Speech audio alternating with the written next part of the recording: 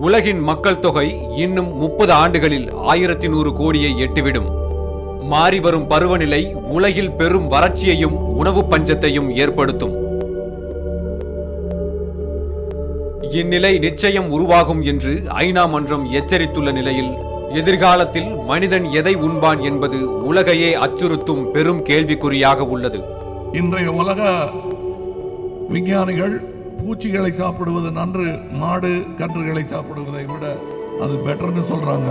இப்ப புரியாது, எல்லாரும் சிரிப்பீங்க. இன்னும் 30 வருஷம் கழிச்சு அது ஒரு பெரிய இண்டஸ்ட்ரியா மாறப்போகுது. உலகின் பல்வேறு நாடுகள் பட்டுப்புழுக்களையும் சிறு வண்டுகளையும் வெட்டுக்கிளிகளையும் சுவையுள்ள உணவாக மாற்றிவிட்டன. நாம் அதற்கு தயாராகி விட்டோமா? மனிதனின் எதிர்கால உணவு எப்படி இருக்கும்?